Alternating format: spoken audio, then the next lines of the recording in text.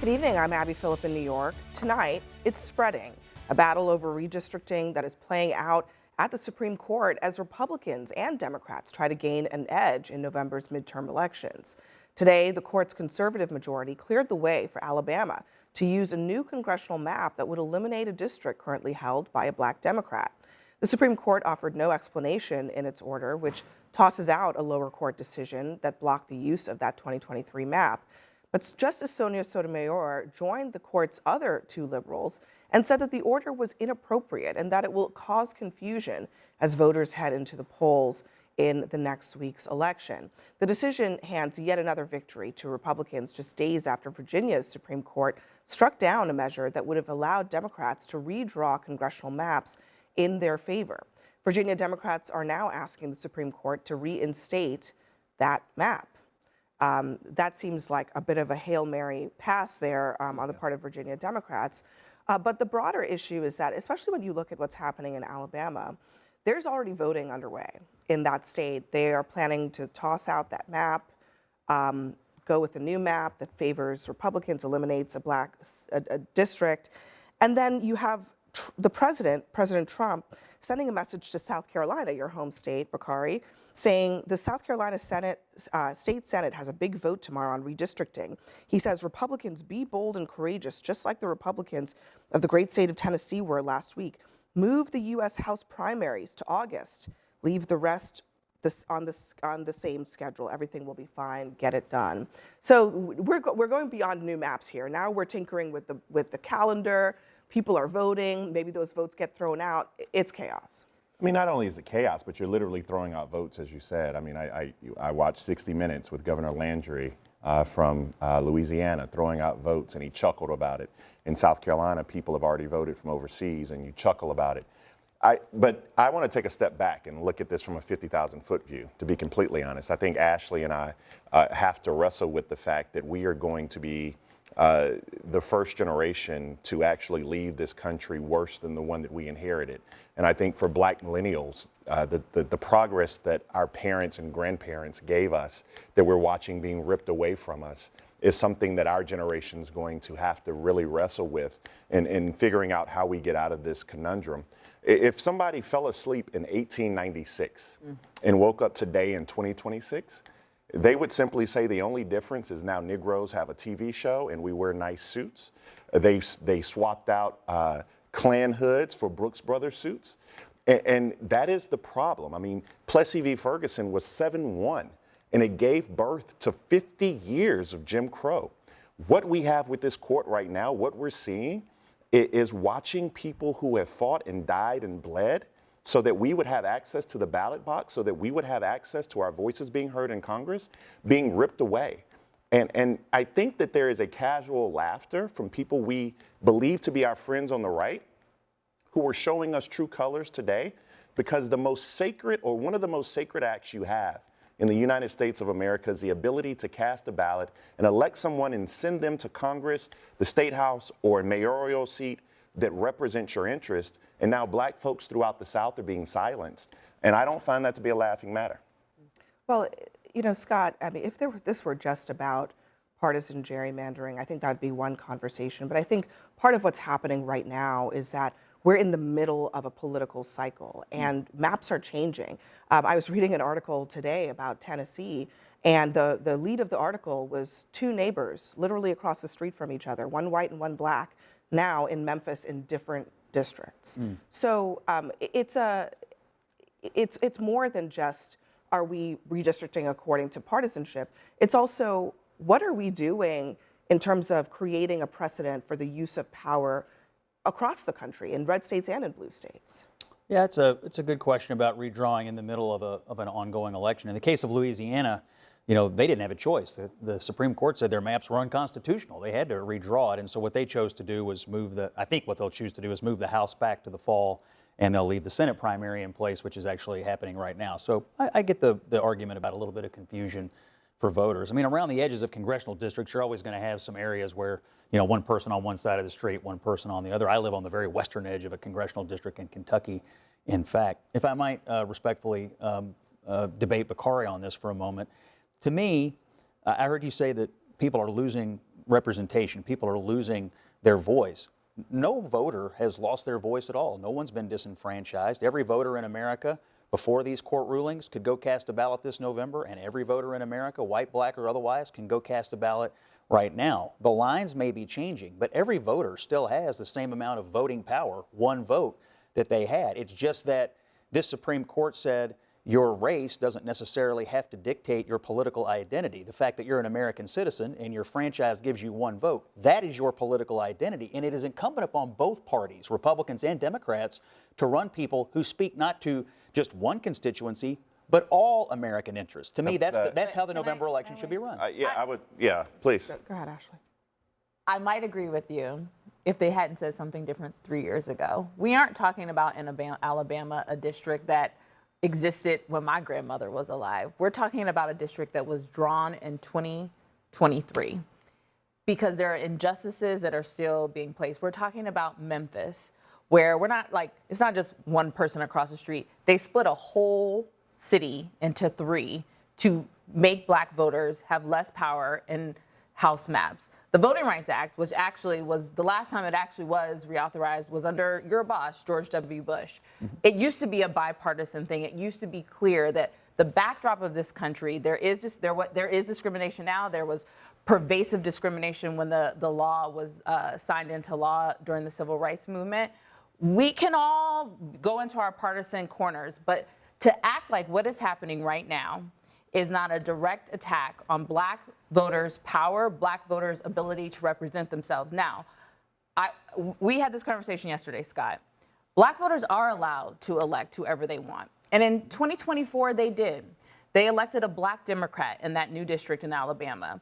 That black Democrat went through a primary of 13 people, and black voters found the agency to come and decide how that primary now will be erased. And put a black Republican up in that district if you want black voters to have a choice. But they're not. That's not what's happening. It is a dissemination, a distribution of black power. And to call it anything other than that, I just think is being historically ignoring the past of our country and pretending like we're not trying to drive our country to a different type of future. Ellie, Ashley just raised an important point, which is that this Supreme Court in 2023 said that Alabama needed to have that second district. Yep. And they did so on the basis of Section 2 of the Voting Rights Act. Let me just read a part of the ruling. This was written by the Chief Justice John Roberts. He says, we held over 40 years ago that even Section 1 of the 15th Amendment prohibits only purposeful discrimination. The prior decisions of this court foreclose any argument that Congress may not, pursuant to Section 2 of the 15th Amendment, outlaw voting practices that are discriminatory in effect. Okay. Discriminatory in effect. So now they're saying the exact opposite, and they didn't even bother to explain the contradiction in their decision today. Yeah, the whole world of politics and voting is changing really quick, to your point, Bakari. The world is very different now than it was 2 weeks ago because we got the Louisiana decision, which essentially ended the Voting Rights Act. Plessy v. Ferguson, right, just for context, was from where? Right. Louisiana. Okay, and people's heads are spinning because you're Alabama, Louisiana, right, Tennessee, South Carolina. Let me give you sort of a universal theory how to make sense of all this craziness. Whether it's good or bad, you all will continue to debate, but I'll tell you how the best I can make of what's happening right now with the law. First of all, it is essentially up to the states. And when I say the states, I mean the legislatures, the voters, governors, the state courts, right? And if a state wants to partisan gerrymander to an extreme, for the most part, they can. If you're California and you're 60-40 Democrat and you want to go all blue, basically you can. If you're Texas, opposite, you want to go all red, you basically can. That's rule number one. Rule number two is every state has its own rules, and they vary tremendously. Sometimes it has to go to referendum. Sometimes it has to go to the governor. The states have to follow their own rules. That's Virginia, which did not follow its own rules. That's why Virginia is going to lose their map, and I don't think the Supreme Court's going to intervene. And then point three, and this is what we're all talking about now, is the Supreme Court has changed their position from even a few years ago to where it's now basically, we're not going to police any of this unless there's racial discrimination either way. So you can no longer try to specifically carve out a majority black district or two. And if states have done that, or if people want to say states have done this, this is what's happening in Alabama, in South Carolina, probably in Tennessee. They can say, well, That was a district that we carved out to be specifically majority black. Now we want to undo it. And that's why this is happening day by day, hour by hour. It's a whole new world out there. One of the interesting things about Tennessee that we should also keep in mind is that that Tennessee district that they did away with existed prior to the Voting Rights Act. So Memphis, as a city, has been a district even before they were trying to rectify racial discrimination with the Voting Rights Act.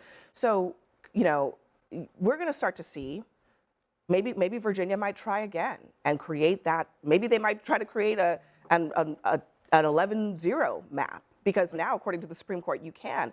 We might live in a country where all around the country we have states where the minority political party has effectively zero representation in Congress. I think everybody should take confidence in the fact the Supreme Court basically supported one vote, one person, guaranteed in perpetuity, and the rest is just map wars. And I think we should get used to it. And I think it's, as you said, a state-based situation. Add this to the mix. At the end of the day, the state decides at the state level. It's in the Constitution. Get over it. So the problem with that sentiment is that you were born in 1954. Yeah. Okay, you're Very 70. popular You're that year. 71. Yeah. Right. In 1954. By the way, I'm a vampire. I'm never gonna die, so during your lifetime, we've actually had Brown v. Board of Education. I remember. Yeah, Brown v. Board of Education. I don't know how you remember it. I think you were like 2 months old. But But Brown v. I'm not finished yet. Let me finish my thought. Drill back to 54. Yeah, because you're still alive, right? And so there's an entire generation of people. Brown v. Board, it overturned Plessy v. Ferguson And of your point 1896. is? Bring it. My point is that my mother was born in 1951. She desegregated schools. My father was shot in the civil rights movement. Those people. Let him finish. I'm going to finish because you're being utterly disrespectful. Not at all. So I'm going to finish this just let him comment. finish. So what I'm telling you is that there are people in this country who fought, died, and bled for the right to vote. Don't be a dick. Just understand. Bakari, just please. I'm not understand. a dick. I'm pointing something out to you. The Constitution's being upheld. Hey, Do you have a problem with that? Do you have a problem with the understand- Constitution Hold on of the United a States second. of America? Bakari, I'm gonna stop you because I just want everybody to reset with a modicum of respect at this table. Please stop. I want you to understand That's that there is a Mr. Dick price. to you, by the way. There's a price that was paid for this right.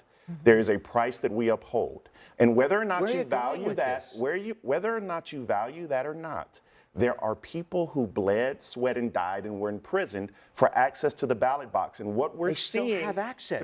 what we're seeing throughout the South is that their voice, their vote, their representation, and people who have lived experiences to represent them are not being sent to Congress or where they need to go. This debate, by the way, is happening among the justices. If you look at the Louisiana decision, the conservatives are saying, we've made great progress. It's time to let go of this, of using racial And discrimination. that's why I utilize, the liberals- the description of And the But liberal also, justices say exactly what you just said, but Bakari, also, which is there's a history you know, here that we're overlooking. But Ellie, Yeah. I mean, the 3 years have passed since 2023 Yeah. and 2026. Exactly. It's not that All long. of a sudden, the country has made that much progress? in And 3 years. that's the criticism of the majority. Look, there's a famous quote by Ruth Bader Ginsburg, right? When Who the should have Voting Rights retired, Act but go came. What that? Who should have retired? but go ahead, that's When the something. Voting Rights Act came up, when she was on the bench, she said, you know, the conservatives said, well, we've made great progress, so we don't need this anymore. She said, I'm paraphrasing, but she said, that's like getting rid of your umbrella in a rainstorm because you're not getting wet. Yes. And the question is it still raining? Is it drizzling?